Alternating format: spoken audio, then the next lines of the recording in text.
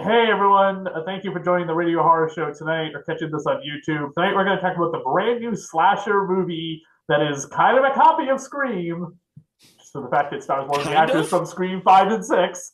We're here to talk about the brand new slasher villain, Heart Eyes. Unique idea, maybe, as we don't have a lot of Valentine's Day killers. We have the miner from My Bloody Valentine, both versions, and we have the Cupid guy from Mhm. Valentine, which is that movie's like 25 years old at this point. I almost don't care about spoiling who the killer is, but and then I think that's it, right? We don't Pretty have any other much. Valentine's Day killers, and let's face it, the minor from My Bloody Valentine. You look at him. If you don't know he's from My Bloody Valentine, you would never think he's from a Valentine's Day movie. You just look at No. him going, "That's a cool costume," you know. Um, the remake, of course, is more dear to my heart due to the fact that I was a big Supernatural fan, but also I knew the stuntman who played him, Chris, Oh. Chris. I forget his last name, but he unfortunately Hmm. passed away a few years ago. Yeah, no, that one was really good. I was surprised. That was one of the better remakes when they did the remake of My Bloody Valentine. That ranked up there with me with crazies of better horror remakes Right. out there. Um, So, but this movie is directed by Josh Rubin, stars Olivia Holt, Mason Gooding, again, who is from Scream 5 and 6, Jordana Brewster, who almost didn't recognize, Devon Sawa, also from Horror Fame alumni, Latham Gaines, and Michaela Watkins. So we had a couple of cool horror alumni in here. The entire time I watched this movie, looking at Detective Shaw and, of course, Detective Hobbs, they make the Fast and the Furious joke, but then I'm just like, wait a minute, isn't she from the Fast and the Furious yes. franchise? Yes, she is. Which was funny, kind of funny, a nice little meta inside joke, but that is what also leads it to too many Scream comparisons for this film. Right. On top of the fact that Christopher Landon was the producer of this film, and he's best known for the Happy Death Day, Freaky Friday horror movie. See, and I like the Happy Death Day films and that, but this one, that's one of the things where I was watching this and I'm like, this all seems very familiar and almost too familiar. You get the good opening in this film, but then as it plays out, I'm like, okay, I get what they're going for. We're doing a rom-com horror mashup, and then I was like, okay, well, I get behind this. I like the design of Hard Eyes, the main character who's also the killer. I kind of dug the mask, how it looked a little bit like skin and everything. I'm like, okay. And then as it played on, I'm like, this is really feeling like I'm like, is this just supposed to be a Scream spinoff? Because there is so much from meta references. Only here, your meta references are romantic comedies, not horror films, but you still have your horror elements. And I wasn't sure if I was supposed to take it as a more straight horror film or as a satirical film because it jumps between the two almost way too often for me. By the end of it, I'm like, I loved Jordana Brewster and she was like way over the top and I loved that in her scenes, but I just couldn't quite peg where this film was supposed to be and how I was supposed to feel about it because I'm like, if it's completely satire or whatnot, similar to like, the later Scream films, okay, I'm in. But at the same time, are you also trying to play it like a serious horror film, which at times it felt like, and I was conflicted watching this movie. I do like the fact that they got a cast that I really liked. I didn't know who the girl was, but you recognized, of course, the our main antagonist Jay, plays by Mason Gooding.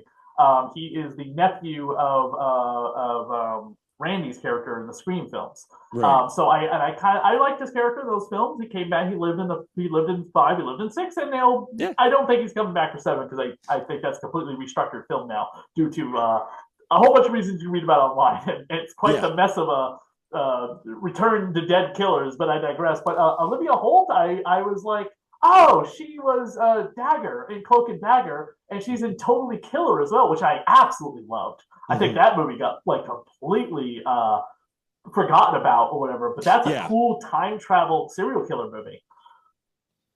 Yeah, no, that one is, and I like the cast in here as well. I mean, it was just the story, you know, of this in general.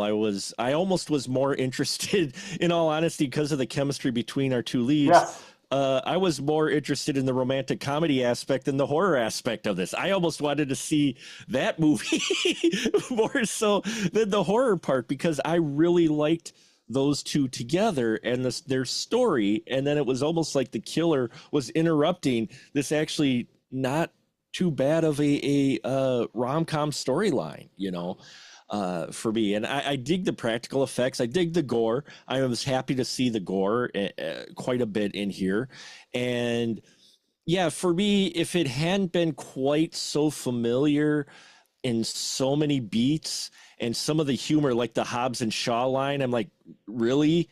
You know, I mean, at least in like Scream, when they did the names, they didn't call it right out. Either the name was on the badge of a cop that, you know, was either Romero or whatnot, that you get a shot in the camera, but they never really address it.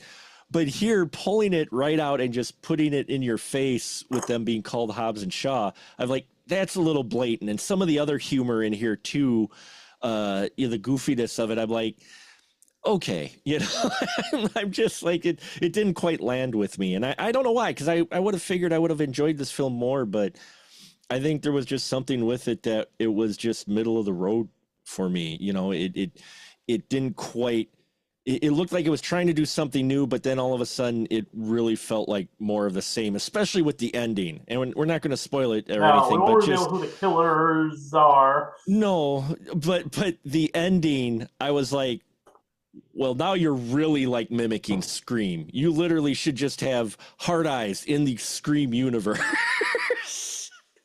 I feel like this is a character that a goth girl named Cassie Hack in a comic book series called Hack Slash would go up and fight against. This is actually going to become part of the Goth Girl Horror Hack Slash podcast feed when the audio gets posted, just because she does fight slasher serial killers, and I wanted to start reviewing slasher serial killer movies over on that podcast, as I pretty much run out of issues to cover, because the issues are not infinite like Spider-Man or Batman. They're kind of finite, you know what I mean? Yeah. Series and one shots and things like that, but I digress. So I wanted to give this a chance just because I thought it was a cool, unique, new slasher villain, even if the plot line was reminiscent of Scream. The one thing I thought was strange is that this isn't much of a spoiler, but the killer doesn't talk the entire movie, so he's Michael Myers, and then at the end of the movie, he calls the main character, Olivia Holt, to get her to come out, you know, because they didn't quite do what they think they did. The undead killer is not quite so undead. Why all of a sudden is he talking? Was this like another script that they were like, oh, he's going to start calling them on the phone like Ghostface? That didn't make any sense. If he had been calling and leaving like Valentine's Day messages the entire movie, that's fine. Cupid, I think that's what he's called in Valentine or Valentine's Day, the one with David Boreanaz and not Carmen Electra, Denise Richards. Denise Richards from 2000 or whatever. That villain never talks the entire movie, which makes it extra creepy because he's got the hollowed out, the black eyes, obviously wearing like a stocking under the Cupid, the cherub mask, or Cupid mask. Never says a word, which is great. You know what I mean? Ghostface only ever says a word when he activates the thing in the neck, like in Scream 5, which is cool because it's just like it can't always just be on the phone. So let's do a thing where he's touching a voice scrambler in his in the neck. We'll see what the new one does. I can't wait till Scream goes to space because it's going to be summer camp in space or whatever. You know that's happening. I mean, come on! Everyone else has been to space except for Michael Myers and Michael Myers. Yeah, Michael Myers hasn't been to space, or Freddy Krueger. I'd love to see Freddy Krueger in space. Why would Freddy Krueger be in space? I mean, nightmares happen no matter who you are, where you are. But I digress. To stay on topic about Hard Ice. No, I dig the killer. Again, it was mostly the screenplay with this that I had the biggest problem with, because I dug the killer and the design. I liked the weapons that Hard Eyes used. I really liked that. You know, it was more than just the, you know, what you would think of a tropish Valentine's Day killer would use. I enjoyed that angle of it and the concept of it. It was just so much was glaring for me, either too familiar or there was a few things that just didn't make sense, especially near the end when the reveal happens of what is actually going on. And then I was thinking about what was covered up until then in the story, what was mentioned about our killer, and I'm like, it doesn't quite make sense. Now, with it being different cities. Yeah. He's a traveling serial killer. Right. That part didn't. I wasn't expecting that, but at the same time, when you get the resolution, it's almost like they backtracked on it because I'm like, that doesn't make a whole lot of sense. There's obviously references to other rom-coms like Bridget Jones' Diary, Love Actually. What's the name of the Humphrey Bogart? Not Humphrey Bogart. The movie playing at the drive-in. Oh, it's not Humphrey Bogart. That's Cary Grant, His Girl Friday. Yes, okay, that's what it was. Yeah. And I had a fellow reviewer of ours that we both know, Katie. She said she watched His Girl Friday after watching this, and she said it made very much sense why they included that in the film. So I got to revisit that film because I like Cary Grant and I liked His Girl Friday when I watched it. It's just been a long time since I've seen it, but yeah, that's one of those things where it just maybe just a little too. It was just too much average, I guess, for me. The kills were cool, but there was just something about it that was really missing with me. Like, I mean, this isn't quite clicking with me. And I think possibly it was the humor part of it. Some of times it felt a little forced, even though I do like the van scene that was in the trailer. Yeah. You know, that part was fun. That was fun. And, but at the same time, that scene in the drive-in didn't make, that was a head scratcher too. So, I mean, you know, there's just a number of things, like it almost felt like they were throwing things in there just like they came up with it and, oh, hey, let's do this. But as far as the overall scheme of things, if they're trying to establish Hard Eyes as a new kind of IP or new slasher killer, I think they need another rework of the script. I think they need someone to go over it once more. Or if they do a sequel, you know, maybe retool it a little bit. True, absolutely true. Well, Mark, thank you for coming on to chat with me about Hard Eyes, a brand new slasher movie I couldn't pass up to talk about. Why don't you plug where people can find you? Oh, yeah. Specialmarkproductions.com for all your Movie Man needs. I got links there to everything, my YouTube channel, TikTok.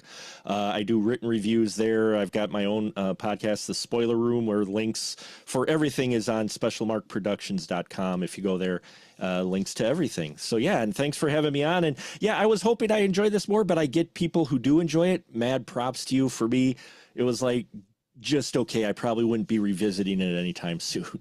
Probably not. May or may not add my Blu-ray collection unless I find it on the dirt cheap. So $5 bin. Yeah, there you go. Basically, if that even exists anymore. Yeah.